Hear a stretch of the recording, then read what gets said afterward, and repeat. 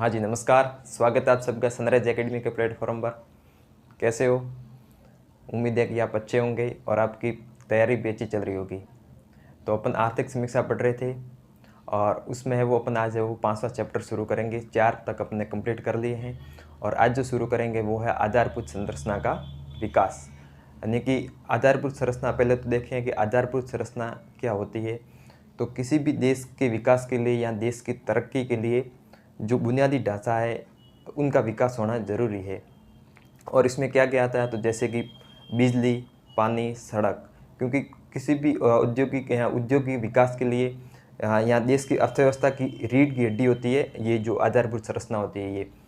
तो इसके लिए इसका विकास होना बहुत ज़रूरी होते हैं। और इसमें इसको वैसे 2 प्रकार के होते हैं, जैसे कि आधारभूत संरचना को भी 2 भागों में बांटा जा सकता है। जैसे एक तो मानवीय जो आधारभूत संरचना होती है और एक होती भौतिक। तो आज अपने वो भौतिक के बारे में पढ़ेंगे, यानी कि भौतिक आधारभूत संरचना, जिसमें वो बिजली, पानी, सड़क और संचार ये सब आते हैं। जिसमें संसार में परिवहन, रेलवे, पोर्ट, एयरपोर्ट सब आ गए। तो उसके बारे में पढ़ेंगे कि अपने राजस्थान में है वो बिजली यानी कि ऊर्जा की क्या स्थिति है, कितनी क्षमता है और कौन कौन से वो प्रोजेक्ट चल रहे हैं। और उसके बाद में अपन देखेंगे कि जो सड़कें हैं उनकी है वो अपने राजस्थान में कितनी, टोटल सड़कों की लंबाई कितनी है और इनके क्रम क्या है। फिर उसके बाद में अपन देखेंगे जो इससे संबंधित जो योजना है उसको, और फिर है वो परिवहन के बारे में देखेंगे। और फिर जो बजट है अपना जो 24-25 का, उसमें जो इस आधारभूत संरचना के लिए वो क्या क्या प्रोविजंस हैं, क्या क्या घोषणा कर रखी है सरकार ने, उसके बारे में देखेंगे। तो शुरू करते हैं। आज अपन है वो आधारभूत संरचना का विकास पढ़ेंगे और इसमें है वो सबसे पहले, जैसा कि आधारभूत संरचना में क्या क्या आता है, तो है वो ऊर्जा और यानी कि बिजली, पानी और संचार। मुख्य तो भौतिक जो आधारभूत संरचना होती है उसमें यह होता है। और इसमें संसार में वैसे जैसे कि कम्युनिकेशन है, वो पोर्ट, एयरपोर्ट, रेलवे, सड़क, वो सब इसमें आ गई, क्योंकि इनका विकास होना ज़रूरी है किसी भी देश की अर्थव्यवस्था या फिर देश के विकास के लिए। तो अपन है वो सबसे पहले अपन देखेंगे कि ऊर्जा की है वो अपने राजस्थान में क्या स्थिति और कौन कौन सी योजना चल रही है। सबसे पहले ऊर्जा से शुरू करते हैं।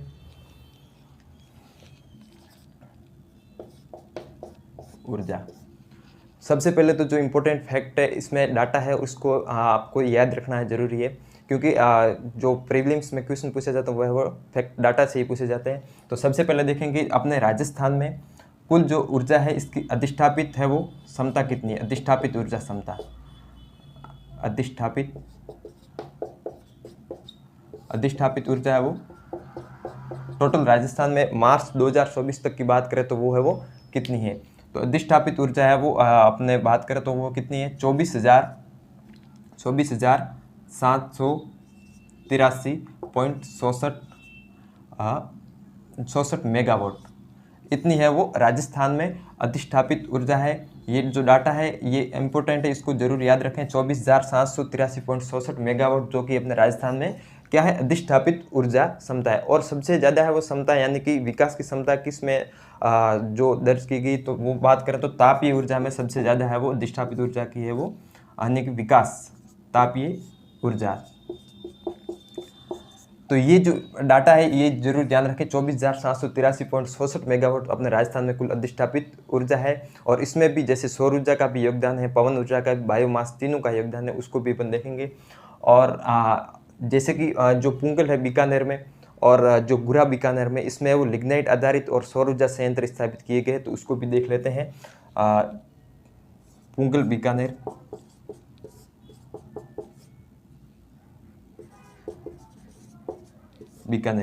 इसमें जो है वो 810 मेगावाट का सौर संयंत्र स्थापित किया गया है। मतलब इसको स्थापित करने के लिए गवर्नमेंट के द्वारा स्वीकृति दी गई है। और इसी के साथ है वो 2000 मेगावाट की है वो परियोजना को भी है वो स्वीकृति दी गई है, जो सौर ऊर्जा आधारित परियोजना है। 810 मेगावाट का है वो सौर संयंत्र, कहाँ पर, जो है वो पुंगल बीकानेर सौर संयंत्र, प्लस 2000 मेगावाट के है वो सौर ऊर्जा पार्क। 2000 मेगावाट का सौर ऊर्जा पार्क है, वो भी है वो कहाँ पर है वो इसको स्वीकृति दी गई है। अपन बात करें तो है वो पुंगल बीकानेर में इसको है वो स्वीकृति दी गई है। और इसी बीकानेर की बात करें तो एक बीकानेर में स्थान है जिसका नाम है गुरहा बीकानेर। इसमें है वो लिग्नाइट आधारित है वो परियोजना की है वो बात की गई है, सरकार ने स्वीकृति दी है। लिग्नाइट जिसकी इकाई की है वो शुरुआत भी कर दी गई, लिग्नाइट जिसमें है वो लिग्नाइट आधारित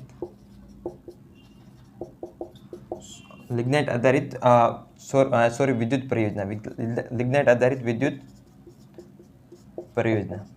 यह वो कहाँ पर है, तो यह वो गुरहा बीकानेर में स्थापित किया जाएगा। इसकी इकाई को स्वीकृति दी गई, ये भी और बीकानेर में। और बात करें अपन जो पिछला बजट था, बजट 2023-24, उसमें है वो बाड़मेर में है वो 1100 मेगावाट का है वो 1100 मेगावाट का है वो आपने लिग्नाइट आधारित जो है वो परियोजना की स्वीकृति दी गई थी। जो पिछला बजट है उसमें कितनी 1100 मेगावाट लिग्नाइट, जो बजट 2023-24 है उसमें। और जो गुरहा बीकानेर में इसमें है वो लिग्नाइट आधारित जो है विद्युत परियोजना की है वो स्वीकृति दी गई है। और पुंगल बीकानेर में 810 मेगावाट का सौर संयंत्र प्लस 2000 मेगावाट की सौर ऊर्जा पार्क को है वो स्वीकृति दी गई है।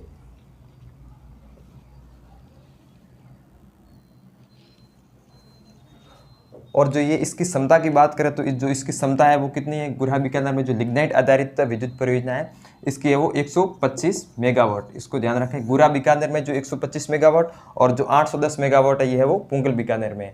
तो ये है वो अपने बात की ऊर्जा के बारे में, कुल जो बजट में जो प्रावधान है सॉरी आर्थिक समीक्षा में उसके बारे में।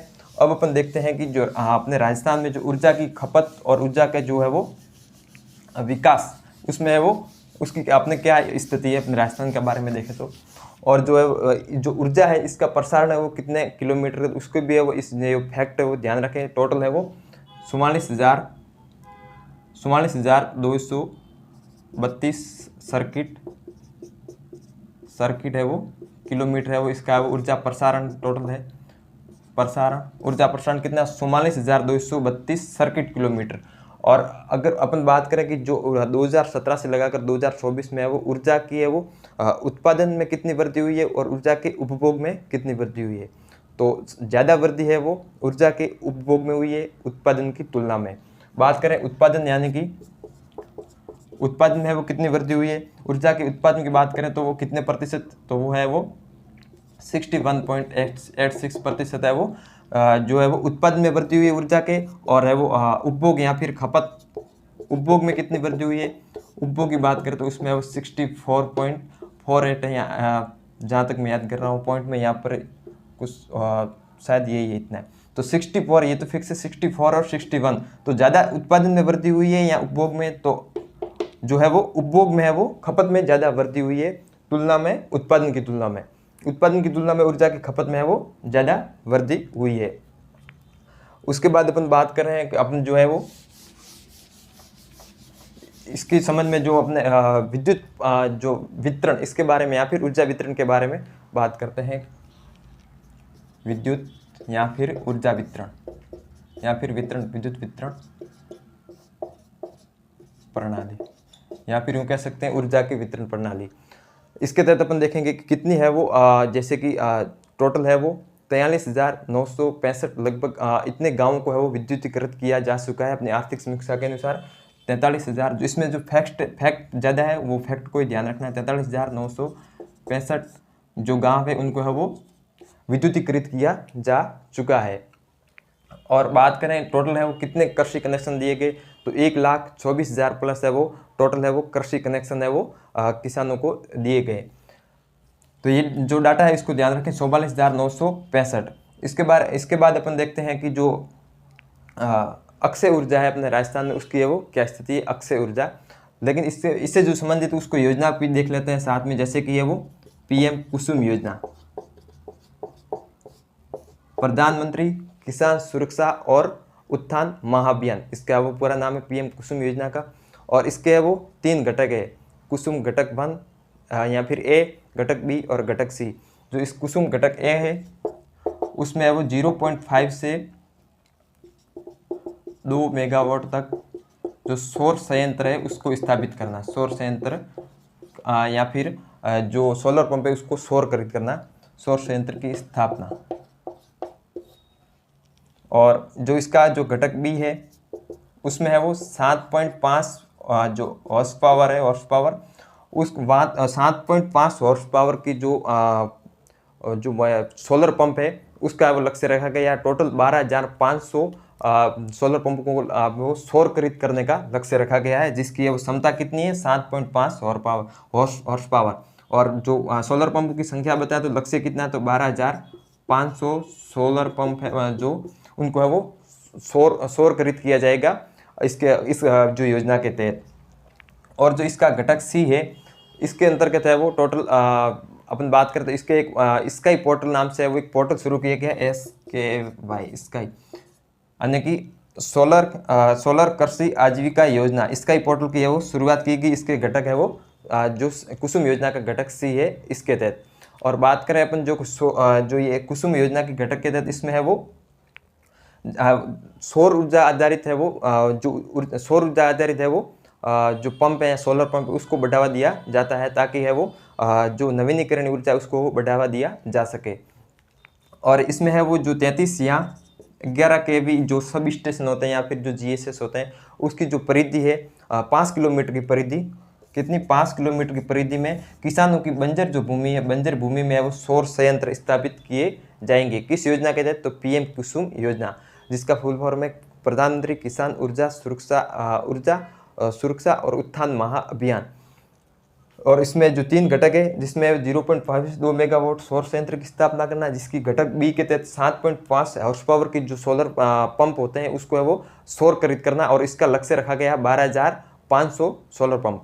और जो इसका जो घटक सी है उसके तहत है वो स्काई पोर्टल शुरू किया गया, और उसके तहत है वो जो ये भूमि उपलब्धता जो जो निजी जो व्यक्ति होते हैं उनके और गवर्नमेंट मिलकर है वो जो ये पैनल स्थापित करने के लिए भूमि की है वो उपलब्धता सुनिश्चित कर सके इस पोर्टल के माध्यम से। तो ये थी PM कुसुम योजना, जो कि जो अपन वितरण प्रणाली संबंधित जो योजना है उससे संबंधित ये है। उसके बाद में अपन देखें योजना की है वो प्रधानमंत्री मुफ्त या फिर प्रधानमंत्री सूर्य घर मुफ्त बिजली योजना, जो कि 2024 में शुरू हुई है। PM सूर्य घर मुफ्त बिजली योजना, मुफ्त बिजली योजना। इसकी बात करें इसकी शुरुआत कब हुई, तो जो PM सूर्य घर मुफ्त बिजली योजना है इसकी शुरुआत है वो 13 फरवरी 2024 को हुई। 13 फरवरी 2024 को इसकी शुरुआत हुई, और इसके तहत है वो 75,000 करोड़ का बजट रखा गया है। और इसमें क्या प्रोविजंस है, तो इस योजना के तहत है वो 300 यूनिट तक की बिजली पर मंथ है वो सौर ऊर्जा के माध्यम से वो निःशुल्क दी जाएगी। बात करें इसकी शुरुआत कब हुई, तो इसकी शुरुआत हुई 13 फरवरी 2024 को। कौन सी योजना, PM सूर्य घर मुफ्त बिजली योजना।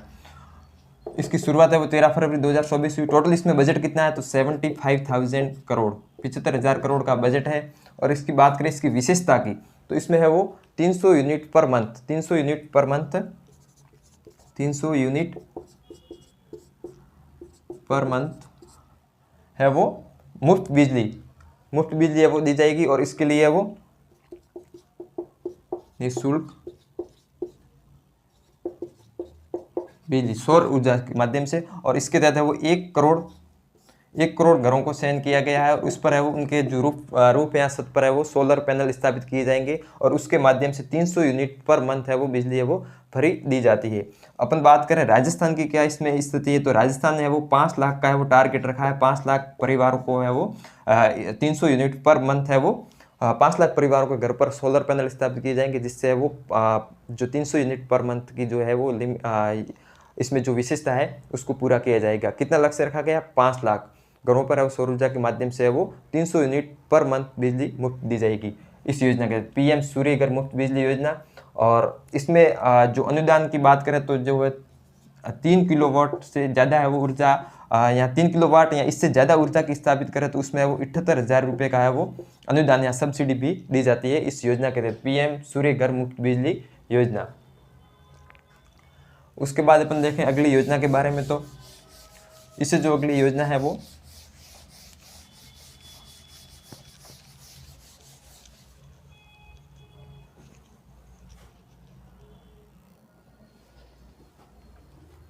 अब जो अगली योजना वो है वो अपन देखेंगे मुख्यमंत्री निःशुल्क बिजली योजना।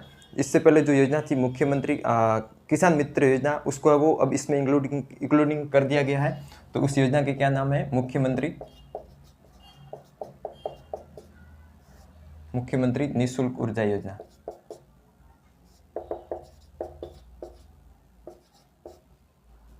या फिर बिजली योजना, बिजली या ऊर्जा योजना।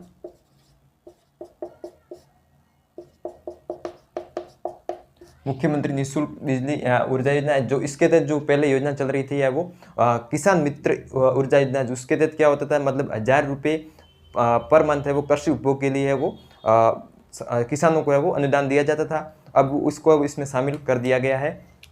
कौन सी जो योजना चल रही थी पहले? मुख्यमंत्री किसान मित्र योजना, सीएम किसान मित्र योजना। अब उसको है वो इसमें है वो शामिल कर दिया गया है। और इसके तहत क्या होता था, मतलब 1000 रुपये है वो 1000 रुपये पर मंथ और 12,000 रुपये है वो प्रति वर्ष। इसके हिसाब से वो 12,000 रुपये है वो प्रति वर्ष के वो दिए जाते थे। जो किसानों को कृषि उपभोग यानी कि इसके जो खेती के लिए जो ऊर्जा की आवश्यकता होती है, कृषि उपभोग के लिए इनको है वो 1000 रुपये पर मंथ दिए जाते थे, टोटल 12,000। अब इसको वो इसमें शामिल कर दिया गया है। और इससे वो अधिक है वो ऊर्जा की इसके तहत हमने कि 2000 यूनिट है वो 2000 यूनिट तक है वो इस योजना के तहत है वो सरकार के द्वारा सब्सिडी दी जाती है। 2000 यूनिट तक कृषि उपभोग के लिए, यानी कि जो सिंचाई के लिए जो ऊर्जा की आवश्यकता होती है उसके लिए 2000 यूनिट तक पर मंथ है वो सरकार के द्वारा इसका वो भरण किया जाएगा, यानी कि वो जो अनुदान है वो सरकार के द्वारा इसका वो बिल भरा जाएगा। और उसके इससे अधिक यदि ऊर्जा का उत्पादन होता है तो उसके लिए वो 1000 रुपये की उस महाविशेष में है वो सब्सिडी मिलेगी, यानी कि 1 महीने के लिए 2000 रुपये का यूनिट तो है वो उसके लिए सब्सिडी गवर्नमेंट देगी। और यदि 2000 से अधिक यूनिट है वो किसी किसान के जो उपभोग में ली है तो उसके लिए है वो उस महाविशेष में केवल 1000 रुपये की है वो सब्सिडी मिलेगी, 1000 रुपये की। कौन सी योजना? मुख्यमंत्री निःशुल्क बिजली योजना। इसके तहत है वो कृषि उपभोग के लिए। और एक और ऐसी की ऐसी योजना जिसमें है वो जो घरेलू उपभोग के लिए उसके लिए है वो मुफ्त बिजली दी जाती है। उसकी भी बात कर लेते हैं यहाँ पर। जो घरेलू, ये तो कृषि उपभोग के लिए है। अब अपन बात करते हैं वो है वो घरेलू उपभोग के लिए मुख्यमंत्री निःशुल्क बिजली योजना जो है वो घरेलू उपभोग की। इसमें वो कितनी है वो क्षमता तक है वो घरेलू उपभोग के लिए वो मुफ्त में है वो जो है ऊर्जा प्रदान की जाती है। तो इसमें है वो 100 वाट तक, 100 मेगावाट तक है वो बिजली है वो per month, 100 megawatt per month है वो जो है वो सब्सिडी अनुदान पर मिलती है। और यदि किसी किसान या फिर उसने वो घरेलू उत्पादन में 100 मेगावाट से यदि अधिक है वो अपन बात करें कि ऊर्जा की खपत हुई है, यानी कि 200 तक हुई है, तो उसमें है वो जो है वो इसमें है वो जो बिल देना पड़ता है या फिर जो फिक्स चार्ज होता है इसका, उसमें वो इसको है वो छूट मिलती है। और यदि 200 से भी अधिक जो ऊर्जा की खपत की है 200 मेगावाट से भी अधिक है तो उसमें वो जो पहली 100 वाट बिजली है वो तो है वो फ्री मिलेगी, और जो अगली है उसका है वो उस किसान को बिल भरना पड़ेगा। तो ये थी वो घरेलू ऊर्जा उपभोग और है वो कृषि उपभोग योजना।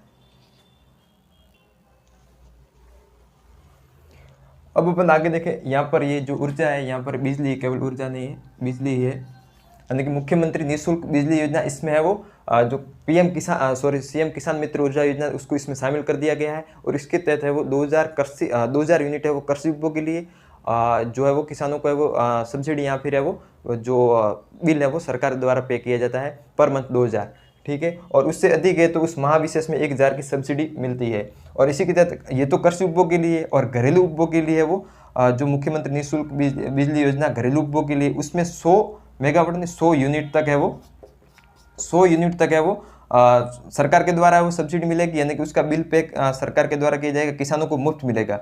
और 200 यूनिट तक यदि कोई किसान है वो घरेलू उपभोग में लेता है तो है वो उसको है वो छूट मिलती है बिल में है वो विभिन्न प्रकार की। और 200 से अधिक है वो उपभोग होता है घरेलू, उसके लिए वो पहले 100 यूनिट फ्री मिलेगी, और जो जितनी भी यूनिट है वो उपभोग या खपत में ली है उसका वो बिल पे करना पड़ेगा। तो ये थी मुख्यमंत्री निःशुल्क बिजली योजना। अब अपन देखते हैं राजस्थान में जो अक्षय ऊर्जा है उसकी क्या स्थिति है, जैसे सौर ऊर्जा है, पवन ऊर्जा है, बायोमास, इसके बारे में अपन देखेंगे।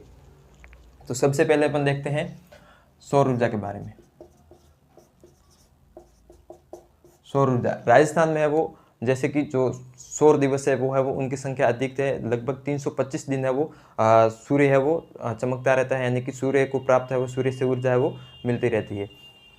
और है वो अपन बात करें जो सोलर पैनल है उसमें है वो एक जो वर्ग मीटर है उसमें है वो कितनी है वो क्षमता की ऊर्जा है उत्पादित की जा सकती है। तो 6 से 7 है वो 6 से 7 मेगावाट की है वो ऊर्जा है वो एक वर्ग मीटर और पर डे के हिसाब से वो ऊर्जा सौर ऊर्जा की उत्पादन है वो किया जा सकता है। अपन बात करें राजस्थान में सौर दिवस की, तो वो है वो 325 सौर दिवस है वो राजस्थान में। कितने 325 दिन है वो सूर्य की किरणें पड़ती रहती है, 325 सौर दिवस। और प्रति वर्ग मीटर, एक वर्ग मीटर पर है वो जो सोलर संयंत्र है या सोलर पैनल है उससे है वो 6 से 7 मेगावाट की है वो 6 से 7 मेगावाट है वो जो ऊर्जा की है वो उत्पादन किया जा सकता है। तो इसलिए वो सौर ऊर्जा की संभावना अपने राजस्थान में ज़्यादा है। और इसके तहत विभिन्न प्रोजेक्ट भी लगाए गए हैं सौर ऊर्जा के उत्पादन के लिए, तो उनको भी अपन देखते हैं सोलर ऊर्जा के कौन कौन से है वो प्रोजेक्ट लगाए गए हैं।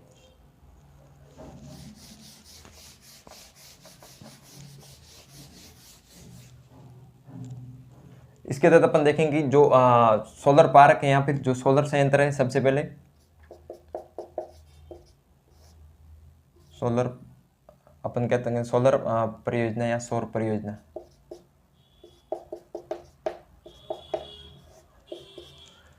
इसके तहत जैसे कि बड़ला है उसमें वो जो इन्वेस्टमेंट किया गया सौर ऊर्जा के उत्पादन के लिए, तो उसको अपन देख लेते हैं। सबसे ज़्यादा है वो जो ऊर्जा क्षमता या ऊर्जा उत्पादन की जाती है वो है वो बड़ला, जो कि जोधपुर में है। उससे है वो सोलर पार्क सोलर संयंत्र स्थापित किए गए, उससे है वो जो ऊर्जा है वो सबसे ज़्यादा उत्पादन किया जाता है। उसके बाद में जैसे फतेहगढ़ है, फलौदी है और पुंगल है, इसमें वो सभी जगह वो सोलर पार्क स्थापित किए गए हैं।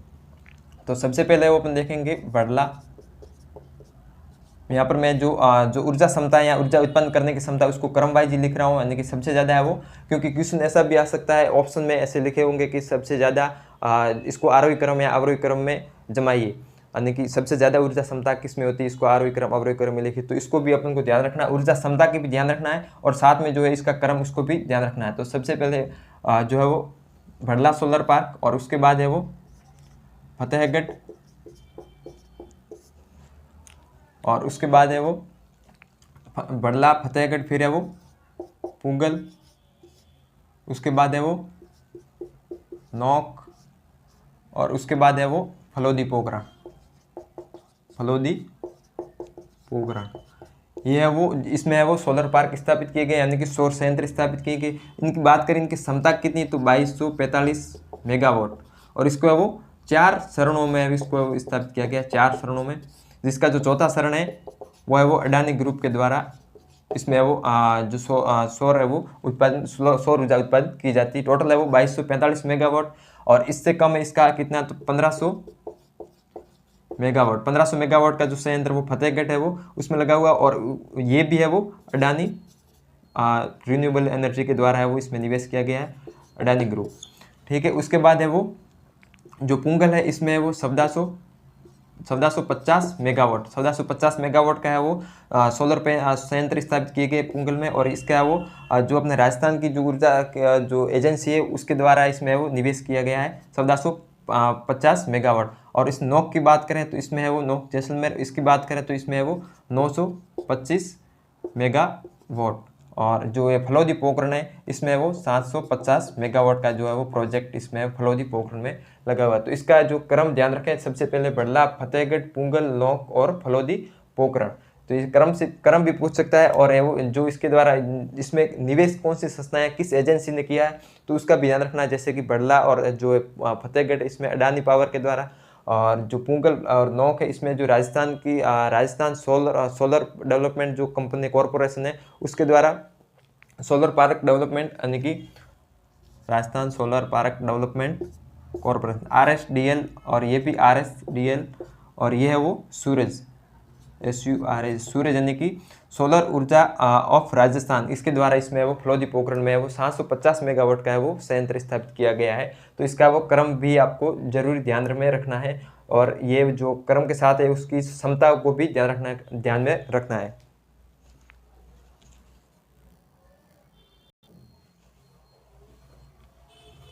तो ये थे सोलर पार्क, इसमें से वो कई बार क्वेश्चन पूछे जा चुके हैं, तो इसको वो ध्यान में रखें। और जो अपने बात की थी अपने जो प्रति वर्ग मीटर प्रतिदिन के हिसाब से वो कितना सौर ऊर्जा का उत्पादन किया जा सकता है, तो उसमें 6 से 7 है वो जो किलोवाट है उतनी है वो ऊर्जा का है वो प्रति वर्ग मीटर प्रति डे के हिसाब से सौर ऊर्जा का उत्पादन किया जा सकता है। मैंने शायद गलती से पहले वो मेगावाट बोल दिया था इस किलोवाट की जगह, तो उसको है वो सही कर लें। 6 से 7 किलोवाट प्रति वर्ग मीटर प्रतिदिन के हिसाब से सौर ऊर्जा का उत्पादन है वो किया जा सकता है। और इसी के साथ अपन बात करें कि जो अपने राजस्थान में है वो सौर ऊर्जा की है वो स्थापित क्षमता कितनी है और इसको है वो संभावना कितनी है। तो सौर ऊर्जा की जो संभावना है वो 142 गीगावाट की है वो संभावित या फिर संभावना है, इतनी है वो ऊर्जा है वो उत्पादित सौर ऊर्जा उत्पादित की जा सकती है। और जबकि अधिष्ठापित की बात करें तो वो कितनी है, जो अधिष्ठापित वो है वो 24,000, जो अधिष्ठापित ऊर्जा है वो 24,459। सॉरी, इसमें थोड़ी सी मिस्टेक हो सकती है, 1 मिनट।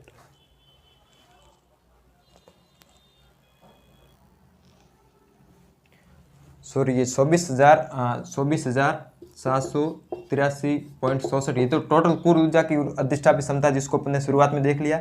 जबकि केवल सौर ऊर्जा की बात करें तो वो है वो 19,459 है वो मेगावाट, 19,459 मेगावाट की है वो अधिष्ठापित ऊर्जा क्षमता है सोलर ऊर्जा से। और कुल की अपन के ध्यान रखना, ये जो डाटा ध्यान में रखना, 24,783.67 जो मेगावाट है ये वो कुल है। तो ये अपने सौर ऊर्जा की बात की। अब अपन देखते हैं अक्षय ऊर्जा में जो आगे है वो पवन ऊर्जा, उसके बारे में देखते हैं कि राजस्थान में कौन कौन से विंड एनर्जी पार्क है और है वो इनकी क्षमता वो कितनी है और कितनी है वो इसके द्वारा ऊर्जा का उत्पादन किया जा रहा है। तो अपन देखते हैं पवन ऊर्जा।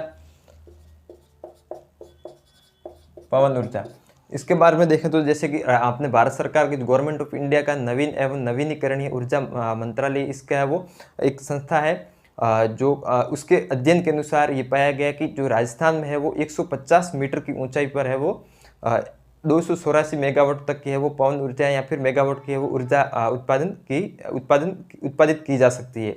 150 मीटर की ऊंचाई पर है वो 284 मेगावाट की है वो जो पवन ऊर्जा से वो ऊर्जा का उत्पादन किया जा सकता है।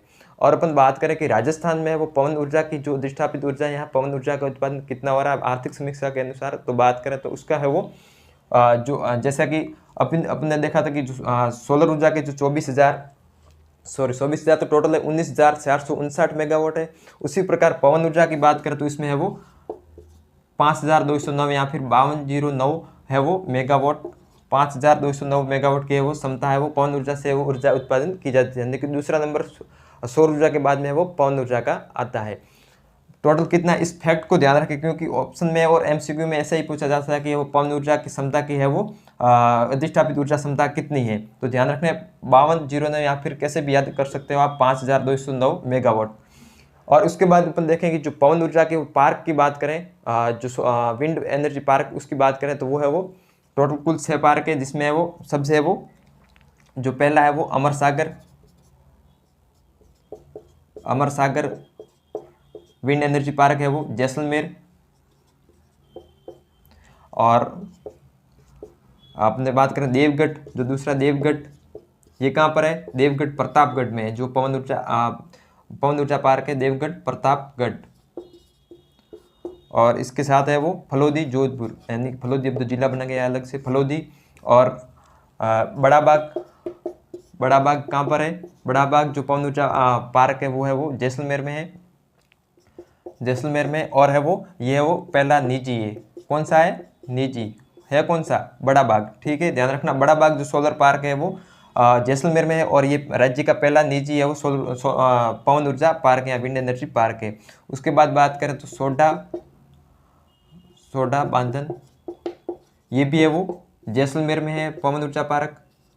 और उसके बाद बात करें अपन तो आकल, ये भी है वो पवन ऊर्जा पार्क है वो जैसलमेर में। तो ये टोटल 6 ऊर्जा पार्क है, अमर सागर, जैसलमेर, देवगढ़, प्रतापगढ़, फलोदी और फिर राज्य का जो पहला निजी पवन ऊर्जा पार्क है वो बड़ा बाग जैसलमेर में, और सोडाबाजन जैसलमेर और आकल है वो ये भी है वो जैसलमेर में है। तो ये है वो पवन ऊर्जा, कुल अधिष्ठापित ऊर्जा क्षमता है वो 5209, ये जरूर ध्यान रखना। और है वो जो ऊर्जा की जो क्षमता है वो 150 मीटर की ऊंचाई पर 284 मेगावाट तक की ऊर्जा उत्पादन किया जा सकता है। इसके बाद अपन जो राजस्थान में जो नोडल विभाग है, यानी कि जो अक्षय ऊर्जा का जो नोडल विभाग है इसके जो, तो वो कौन सा विभाग है, वो है वो राजस्थान के जो है वो ब्यूरो ऑफ ऊर्जा एफिशिएंसी, वो है वो इसका वो नोडल विभाग है। चलिए, तो इसके बाद अपन बात करते हैं बायोमास। उसकी है वो कितना उत्पादन किया जाता है अपने राजस्थान में, यानी कि जैसे कि सरसों की तूड़ या फिर जो सड़ा गड़ा जो पदार्थ होता है, पत्तियाँ, बबूल की पत्तियाँ, इनसे वो ऊर्जा की उत्पादन वो है वो कितना किया जाता है।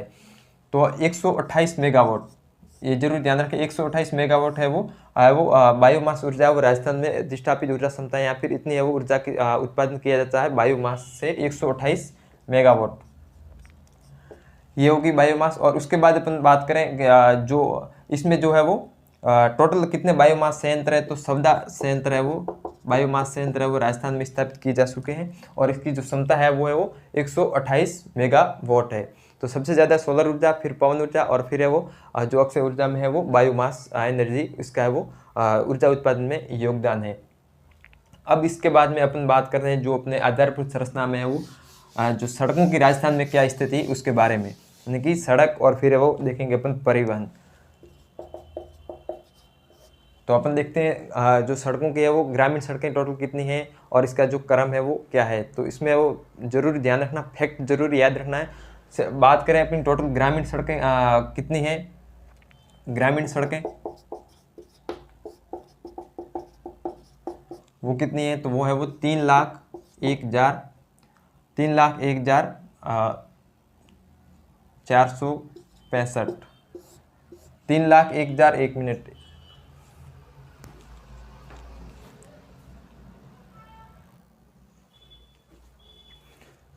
सॉरी 3,01,465 नहीं, इसकी जगह 810 है। टोटल जो ग्रामीण सड़कें हैं वो है वो 3,01,810 किलोमीटर, 3,01,810 किलोमीटर है। और बात करें अपन सड़क घनत्व की राजस्थान में, तो वो 88.18 किलोमीटर है वो सड़क घनत्व है। और पूरे भारत के वो सड़क घनत्व की बात करें तो वो 165.24 है, यानी कि राजस्थान में सड़क घनत्व कितना है, सड़क घनत्व की बात करें अपन तो वो है वो 88.18 किलोमीटर। और ये तो राजस्थान की बात हुई, और भारत की वो बात करें, भारत में वो जो सड़क घनत्व कितना है वो है वो 165.24 किलोमीटर। पूरे भारत में वो 165.24 किलोमीटर सड़क घनत्व है, जबकि अपने राजस्थान में 88.18 यानी कि 88.18 है वो किलोमीटर सड़क घनत्व है। तो जो ये फिगर है, डाटा, इसको है वो जरूर ध्यान रखें। टोटल ग्रामीण सड़कें कितनी है, वो है वो 3,01,810 किलोमीटर, 3,01,810 किलोमीटर। और ये अपन देख रहे हैं जो प्रधानमंत्री ग्रामीण सड़क योजना है उसके तहत है वो ये जो ग्रामीण सड़क है वो बनाई जाती है। और है वो इसमें है वो इस योजना की बात करें तो इसमें वो 60:40 है वो केंद्र सरकार और राज्य सरकार की है वो इसमें वित्त पोषण में है वो जो हिस्सेदारी होती है, यानी कि 60:40 प्रधानमंत्री ग्रामीण सड़क योजना। इसकी योजना की शुरुआत कब हुई, इसकी बात करें तो है वो योजना है वो 25 दिसंबर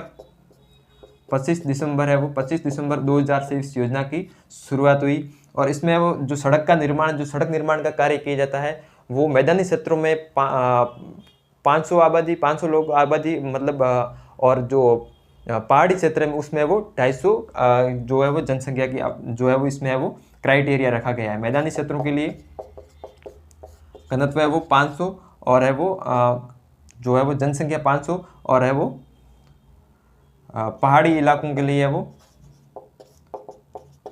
250 जो है वो जनसंख्या, तो वहाँ पर है वो प्रधानमंत्री ग्रामीण सड़क योजना के तहत है वो सड़क निर्माण है वो किया जाता है। जिसकी जो है वो रेशियो 60:40 इसमें है वो केंद्र सरकार और राज्य सरकार की हिस्सेदारी है। 25 दिसंबर को ये योजना शुरू हुई थी, और मैदान के लिए इसमें जो क्राइटेरिया वो 500 है, और पहाड़ी क्षेत्रों के 250 लोग रहते हैं, तो वहाँ पर भी है वो इस योजना के तहत वो सड़क है वो बनाई जाएगी। और इसी के साथ बात करें एक और योजना है जो प्रधानमंत्री जन धन योजना, जो 2024 में शुरू हुई है। प्रधानमंत्री जन धन योजना, इसके तहत क्या होता है, तो इसके तहत जो अपने राजस्थान की जो 12 जिला है उसमें है वो जो कच्ची बस्ती है 38, उसमें है वो 98 किलोमीटर का वो सड़क निर्माण किया जाएगा। कौन सी योजना के तहत? प्रधानमंत्री जनधन योजना, इसके तहत, सॉरी, इसके तहत है वो 98 किलोमीटर सड़क निर्माण किया जाएगा। और इसमें वो जो अपने 12 जिला है उसके है वो 38 यानी कि 38 कच्ची बस्तियों में वो जो है वो सड़क निर्माण किया जाएगा। तो ये जरूर ध्यान रखें, सड़क से संबंधित जो ग्रामीण सड़कें कितनी है, टोटल घनत्व कितना है, और है वो जो अपने इंडिया का जो घनत्व है सड़क घनत्व, उससे वो अपने राजस्थान का सड़क घनत्व कम है।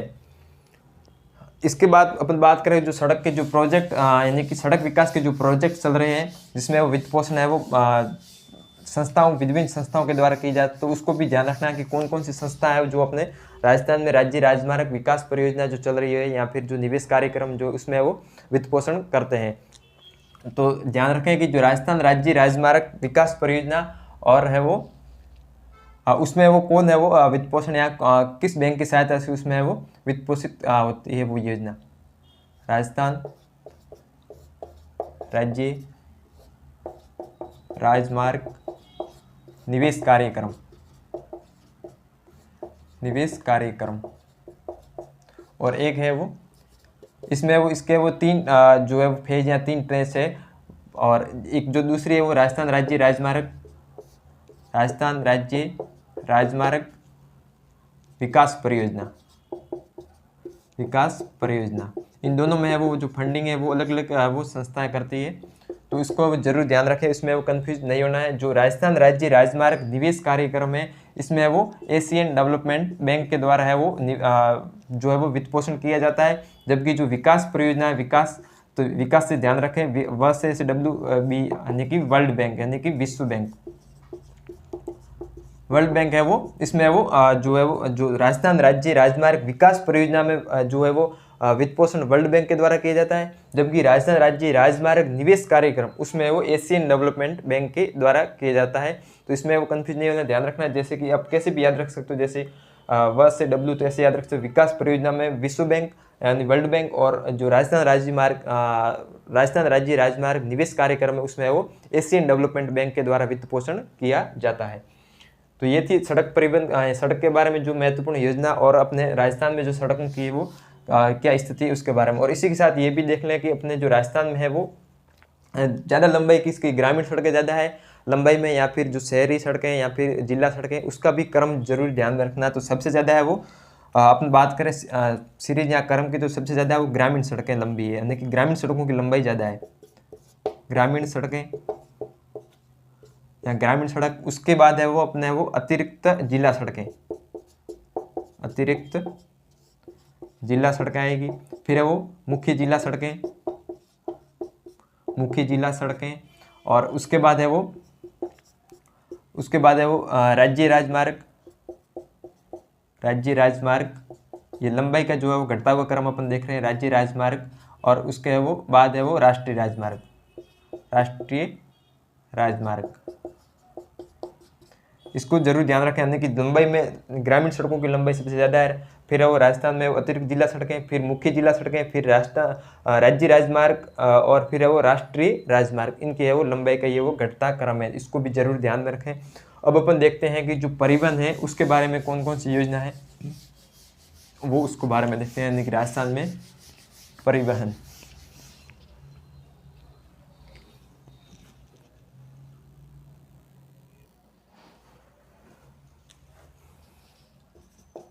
परिवहन, इसमें अपन देखते हैं कि राजस्थान में वो परिवहन के लिए कौन कौन सी यानी कि परिवहन की अच्छा स्वीकृत परिवहन या सुव्यवस्थित परिवहन के लिए कौन कौन सी योजना है। और इसमें वो जैसे कि अपन बात करें राजस्थान इलेक्ट्रिक व्हीकल नीति जारी की गई थी 31 अगस्त, यानी कि राजस्थान इलेक्ट्रिक व्हीकल पॉलिसी या फिर नीति कब जारी की गई थी, वो है वो 31 अगस्त है वो 2022 को है वो राजस्थान इलेक्ट्रिक व्हीकल नीति जारी की गई। तो इसकी वो डेट जरूर ध्यान रखें, वैसे तो थोड़ी पुरानी हो गई है लेकिन फिर भी ध्यान रखें। 31 अगस्त 2022 को राजस्थान इलेक्ट्रिक व्हीकल नीति जारी की गई और 1 सितंबर से यह वो प्रभावी हुई, 1 सितंबर 2022 से ये प्रभावी हुई और ये वो कितने वर्षों के लिए, 5 वर्षों के लिए। कौन सी, राजस्थान राज्य इलेक्ट्रिकल व्हीकल नीति। इसके तहत वो ईवी जो इलेक्ट्रिक व्हीकल है उसको बढ़ावा दिया जाता है, ताकि जो है वो प्रदूषण भी कम हो और जो है वो पेट्रोल डीजल पर जो अपनी निर्भरता है वो भी है वो कम हो जाए। इसी के साथ अपन बात करें जो है जो परिवहन से संबंधित है, जो भारतमाला इसके तहत जो एक्सप्रेस वे या फिर जो हाईवे निर्माण किया जा रहा है, तो वो है वो कितने किलोमीटर है टोटल। भारतमाला की बात करते हैं, भारतमाला इसमें है वो कुल है वो लंबाई कितनी है, तो वो है 34,800 है, जिसमें 24,800 किलोमीटर प्लस 10,000 वो किलोमीटर अन्य सड़कें बनाई जाएगी, 10,000 किलोमीटर टोटल है वो 34,800 किलोमीटर का है ये प्रोजेक्ट है, भारतमाला प्रोजेक्ट। और इसके तहत है वो 34,800 किलोमीटर लंबी है वो सड़कें यानी कि हाईवेज बनाए जाएंगे। और है वो इसके तहत है वो दिल्ली वडोदरा एक्सप्रेस वे, वो भी है वो इसमें है दिल्ली वडोदरा एक्सप्रेस वे, और सांगरिया सांसूर संथालपुर वो एक्सप्रेस वे, वो भी इसमें इसके अंतर्गत है। 637 किलोमीटर और यह वो जो है वो 674 है, शायद इतना ही, 674 किलोमीटर और ये 637 किलोमीटर सांगरिया सांसूर संथालपुर एक्सप्रेस वे। तो ये है वो भारतमाला योजना है। और इस ये जो ईवी नीति यानी कि इलेक्ट्रिकल व्हीकल नीति है, इसका जो डेट है इसको भी जरूर ध्यान में रखें। 31 अगस्त 2022 को है वो राजस्थान में इलेक्ट्रिकल व्हीकल नीति है वो जारी की गई। अब अपन देखते हैं आगे, जो इसके आगे जैसे रेलवे है, तो उसमें है वो रेलवे जो है उसमें है वो अपने राजस्थान में जो रेलवे है भारत का है वो उसमें 8% है वो राजस्थान में है वो रेलवे विकास है। टोटल भारत में है वो जितना रेलवे लंबे है किलोमीटर, मतलब जितनी भी लंबाई है रेलवे में, तो उसका है वो 8% अपने राजस्थान में रेलवे परिवहन है। रेलवे परिवहन में 8% हिस्सा है पूरे भारत में राजस्थान का। और जो संचार है, तो इसमें ये वो डाटा इतने कुछ महत्वपूर्ण है नहीं, और इस पर वो सवाल भी अभी तक कोई पूछा नहीं गया है, तो उसको अपन नहीं पढ़ेंगे। अब अपन देखते हैं जो नीति जारी की गई थी उसमें, उसको देख लेते हैं इम्पोर्टेंट जो पॉलिसी है उसको। जैसे कि सौर ऊर्जा नीति कब जारी की गई थी, सौर ऊर्जा नीति, सोलर एनर्जी पॉलिसी, वो है वो 18 दिसंबर 2019 को है वो सौर ऊर्जा नीति। और इसी को है वो विंड एनर्जी यानी कि पवन एनर्जी भी है वो 18 दिसंबर 2019 को ही जारी की गई थी। और बात करें अपन है वो अक्षय ऊर्जा नीति, अक्षय ऊर्जा नीति है वो कब जारी की गई। अक्षय ऊर्जा नीति की बात करें तो वो है वो 6 अक्टूबर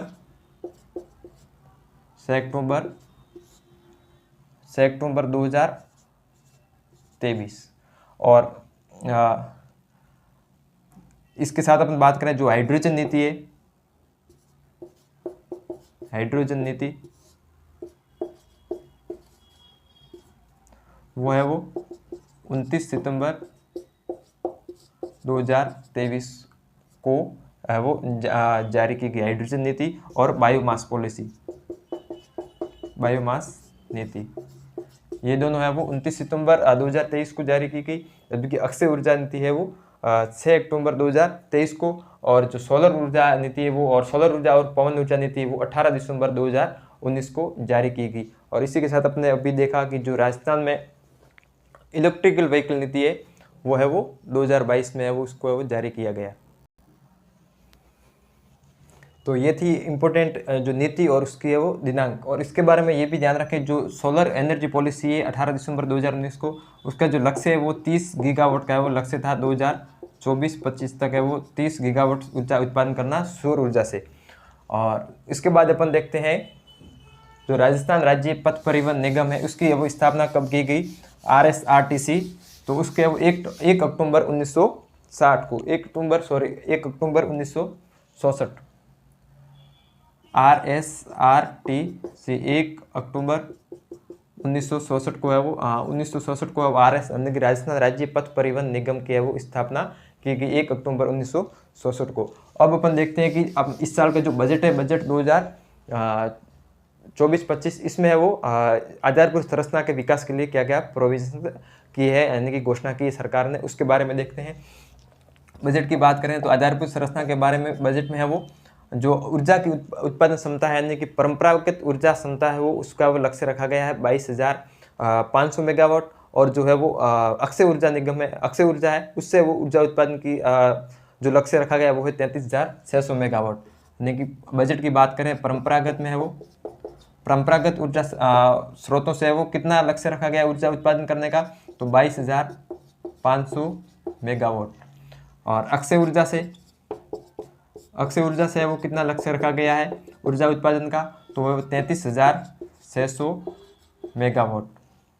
ये तो ऊर्जा की बात होगी अपने बजट में।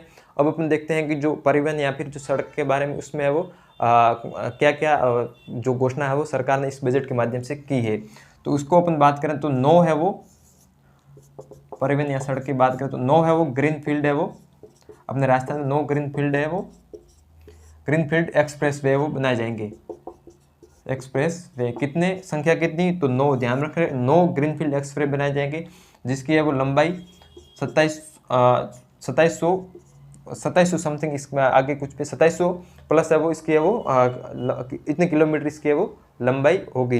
तो वो कौन कौन से है उसको भी अपन देख लेते हैं। 2730 है यहाँ शायद ऐसा कुछ है, तो उसको भी अपन देख लेते हैं। 9 है वो जो कौन कौन से है वो एक्सप्रेस वे वो बनाए जाने की है वो अपने बजट में वो घोषणा की गई है। तो सबसे पहले तो है वो श्री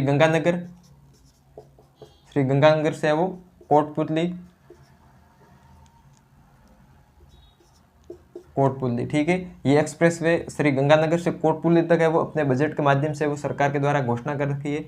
और दूसरा है वो बीकानेर से वो कोटपुतली। तीसरा है वो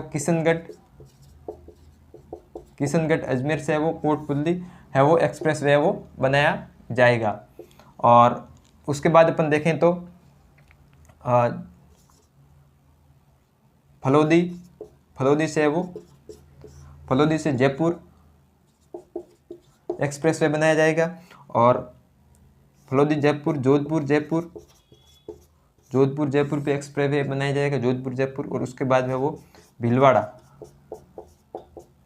भीलवाड़ा से भी जयपुर है वो एक्सप्रेस वे बनाए जाएंगे। तो 6 तो ये। और उसके बाद है वो अपन बात करें तो अजमेर से है वो बांसवाड़ा। और इधर जालोर से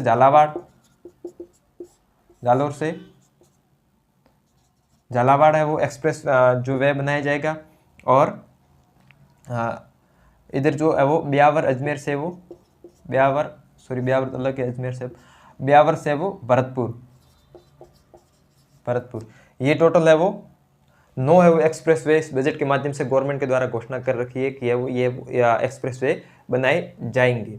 तो ये होगी सड़क के बारे में। अब अपन जो सड़क दुर्घटना में कोई भी व्यक्ति जो दुर्घटना में जो व्यक्ति उसको यदि हॉस्पिटल या उसको अस्पताल लेकर जाता है तो उसको है वो राशि उनको है वो गुड स्मार्ट जो राशि उसको है वो 5,000 से बढ़ाकर है वो 10,000 कर दिया गया है।